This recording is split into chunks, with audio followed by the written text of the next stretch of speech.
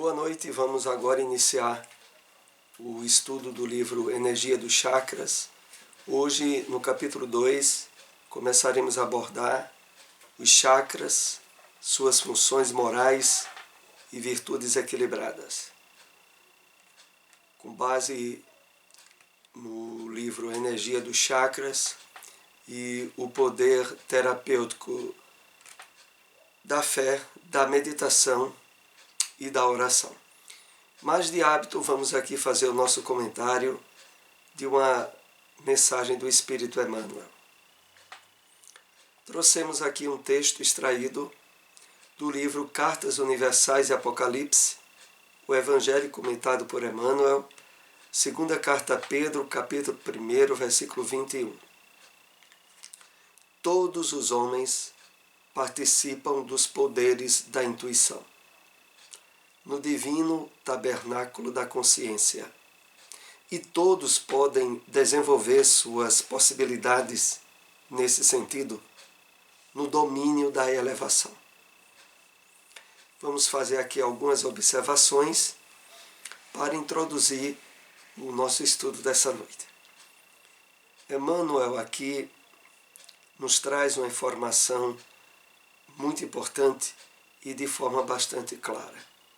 Ele se refere à mediunidade intuitiva, da qual todos os homens participam. E fazendo aqui algumas pontuações muito importantes de comentarmos. Porque ele diz em seguida: todos os homens participam dos poderes da intuição, no tabernáculo da consciência. E aqui já abre um ponto importante de refletirmos. É que, através do pensamento, há uma participação generalizada do mundo espiritual junto ao mundo físico, no entrelaçamento das dimensões existenciais, aonde tanto nós participamos de forma ativa na influência de espíritos que nos acompanham, como também há uma repercussão da presença e da influência desses espíritos junto a nós. E a ponte que estabelece essa área de troca, ela se localiza, como Emmanuel diz, no divino tabernáculo da consciência. E aqui há uma característica muito expressiva que é importante salientarmos. Vejamos as palavras: no divino tabernáculo da consciência. Porque é lá que, de fato, se estabelece a verdadeira igreja, tal como o apóstolo Paulo já havia colocado em várias cartas, o fato de nós sermos o templo vivo de expressão da mensagem do Evangelho.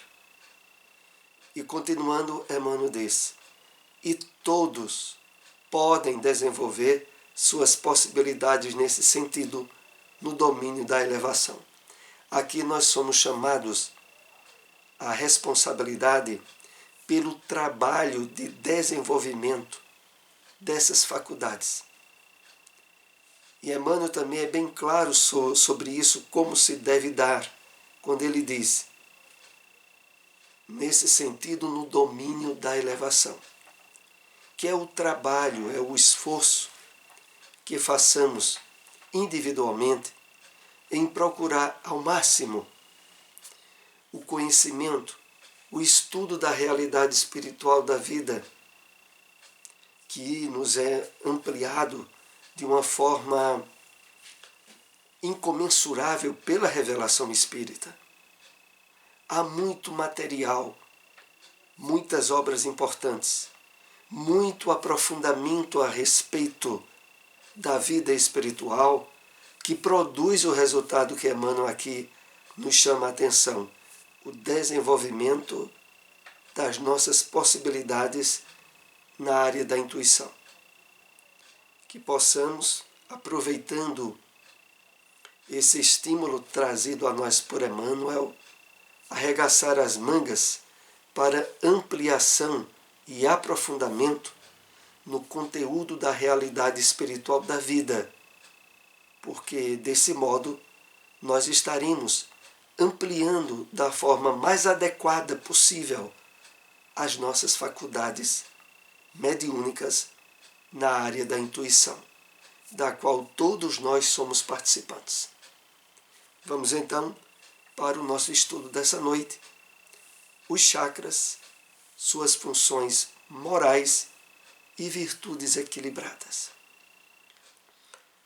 É interessante aqui lembrarmos, nos últimos estudos que tivemos sobre esta obra, de que os chakras, esses centros de força, eles são, em termos científicos, objeto de pesquisa e de realidade, principalmente na medicina alternativa da acupuntura. A localização deles, dos chamados meridianos, dos pontos de acupuntura que falamos no nosso último estudo, eu remeto àqueles que não tenham acompanhado ao nosso canal no YouTube, onde os estudos anteriores facilmente são encontrados lá, o fato de que a revelação espírita intensificou, aprimorou o conhecimento e as possibilidades ideais de serem trabalhados esses centros de força.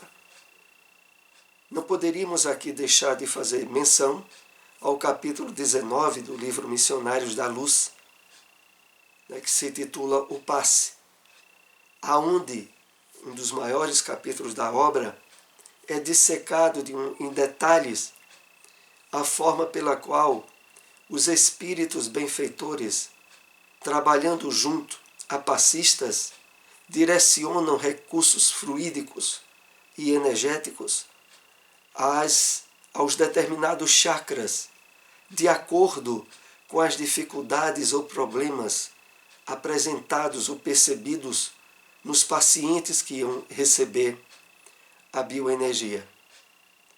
Então ali é evidenciado em detalhes a ação direta sobre esses centros de força. E por isso mesmo é tão importante aprofundarmos o conhecimento e o estudo a respeito deles.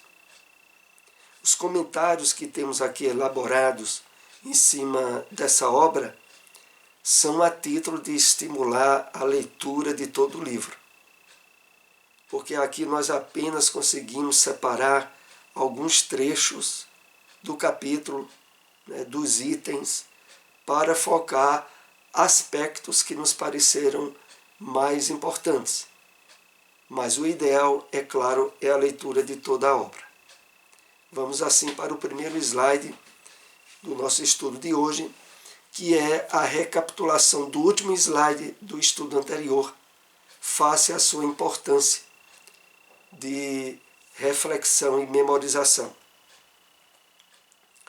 que é os 7 chakras, o posicionamento deles relativamente ao corpo físico, sendo que, como já aqui foi dito, eles estão instalados no nosso corpo espiritual. Então aqui, da ordem descendente, a partir do 7º chakra,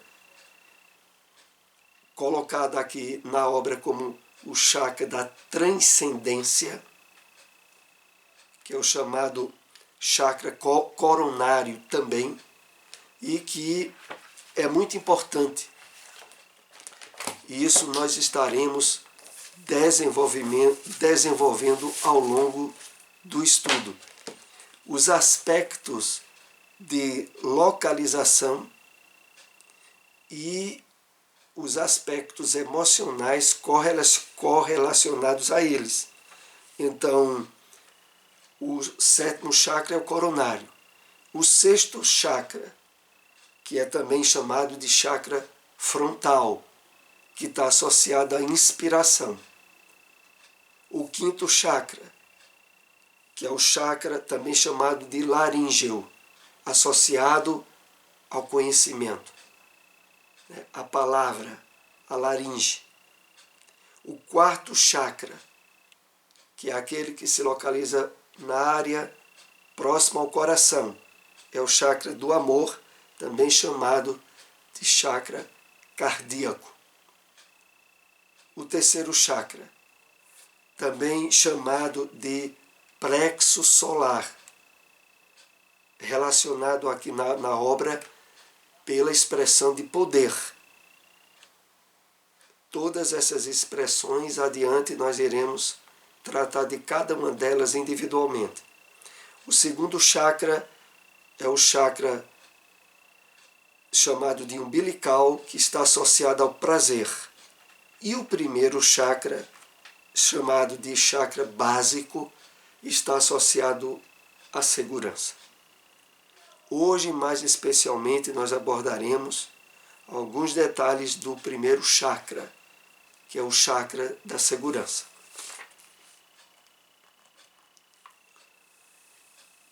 Esse segundo slide que trouxemos do livro, ele tem o aspecto básico para o desenvolvimento do capítulo. Então, no primeiro chakra, aqui está na ordem ascendente, o chakra de segurança. Quando ele tem uma hipoatividade ou uma baixa atividade, é gerador de insegurança. Quando ele tem uma hiperatividade, ele é associado à temeridade, que é o excesso de segurança. O segundo chakra, que é o chakra do prazer, a sua hipoatividade é o desprezo ao prazer, ou o puritanismo. Por outro lado, a hiperatividade está associada ao apego ao prazer, ou sensualismo. Terceiro chakra, o chakra do poder. A hipoatividade, que é a baixa atividade dele, é associado à impotência. A hiperatividade é a onipotência ou prepotência, que é exatamente o contrário. O quarto chakra, que é o chakra do amor. A hipoatividade é geradora de indiferença, ou caracterizada como a indiferença. E a hiperatividade é o apego, é a possessividade. O quinto chakra, que é associado ao conhecimento. A hipoatividade é a sonegação e desprezo ao conhecimento. Já a hiperatividade é o abuso do conhecimento. Vamos chegando agora ao sexto chakra, que é o chakra da inspiração e da intuição. O chakra frontal. A hiperatividade é o ceticismo, enquanto que a hiperatividade é o misticismo. O sétimo chakra, o da transcendência, associado na hipoatividade ao desprezo às funções psíquicas. E a hiperatividade, o abuso das funções psíquicas. Nós iremos tratar então de cada um dos chakras, abordando o seu aspecto da hipoatividade, que é a baixa atividade, e a hiperatividade, que é o excesso, que é a energia excessivamente acumulada naquele chakra. Então, o primeiro chakra tem por função a segurança do indivíduo, promovendo a manutenção da sua vida biológica e psicológica. Quando a energia está equilibrada, a pessoa se sente segura, autoconfiante, diante dos desafios. Então, o nosso objetivo maior em relação às energias de cada um dos chakras é a posição de equilíbrio. Nem excesso de energias, nem ausência delas. No caso do chakra primeiro, o chakra da segurança, chamado de chakra básico, quando ele está bem equilibrado, a pessoa é aquela que é confiante, enfrenta as dificuldades da vida sempre com positividade e que tem, em termos de desafios, o enfrentamento pautado no equilíbrio nas suas atitudes diárias. Quando congestionado, esse chakra, na hiperatividade, ele gera temeridade, com a qual o indivíduo não sente medo de nada, agindo de forma inconsequente e imprudente, colocando em risco a própria vida e a dos outros. Então, pessoas que, por exemplo, se identificam com os esportes radicais, aonde há um excesso de uma carga de adrenalina face aos riscos que aqueles esportes trazem, apresentam com essa característica hiperatividade do chakra básico. Temeridade aqui, entendamos, é a coragem desequilibrada, é a afoiteza, é não utilizar o discernimento adequado perante situações de riscos desnecessários. Quando está inibido pela hipoatividade, a baixa atividade, esse chakra gera a insegurança. E o indivíduo se sente incapaz de se conduzir e de se firmar na vida, com medo de tudo e de todos. Gera dependência psicológica do indivíduo em relação à aprovação dos outros.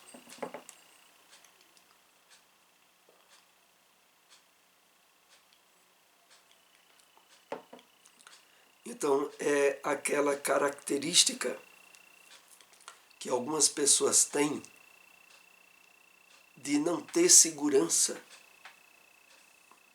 nas coisas comuns que tem que lidar no seu dia a dia, que sempre tem que estar precisando da opinião ou do conselho de outra, que não se sente segura para assumir responsabilidades e decisões que seriam pertinentes a ela.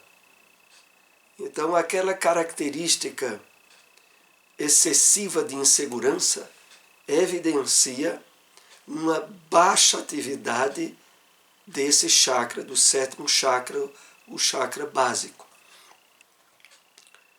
Os sentimentos essenciais responsáveis pelo equilíbrio desse chakra são as virtudes da humildade e da mansidão.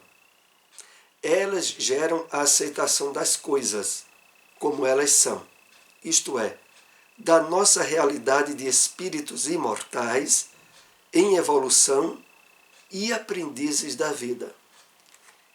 Aqui é bem interessante esse posicionamento que a obra nos chama à reflexão. O chakra de segurança, o chakra básico, ele está bem equilibrado quando a criatura humana trabalha de forma espontânea e de forma bem direcionada também as ações atinentes na base da humildade e da mansidão. Essa humildade e mansidão aqui é colocada como resultado de um nível de relacionamento com a vida e com as leis divinas pautadas na busca de equilíbrio, de harmonia, de ações aonde os valores espirituais e morais estão pautadas em um nível que dá segurança emotiva à pessoa. Então, as noções de imortalidade da alma, de eternidade da vida, nessas pessoas que têm o chakra básico equilibrado, andam de permeio, andam juntas, com uma confiança da interferência segura das leis divinas na vida de todos nós. E aonde as aberturas realizadas pela virtude da humildade evita os confrontos, evita a rebeldia quando tem que enfrentar situações difíceis ou constrangedoras, face a esse trabalho dessas virtudes que a pessoa esteja exercendo. Quando temos plena consciência de quem somos, desenvolvemos a autoconfiança, a confiança em Deus e a confiança na vida, condições fundamentais para vivenciarmos a vida com equilíbrio. Então, a construção das energias salutares para este chakra, eles são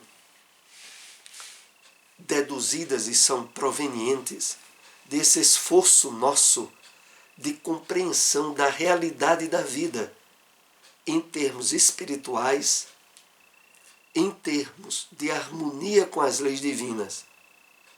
Por isso aqui é destacado, quando temos plena consciência de quem somos, espíritos imortais em transcendência pelo corpo, desenvolvemos a autoconfiança, a confiança em Deus e a confiança na vida. Fato esse que normalmente ocorre o contrário nas pessoas que têm a percepção materialista da vida. Porque para essas pessoas não há critério de segurança, de equilíbrio, face os níveis de acidentes, de fatos imprevisíveis que são comuns à vida de qualquer um de nós.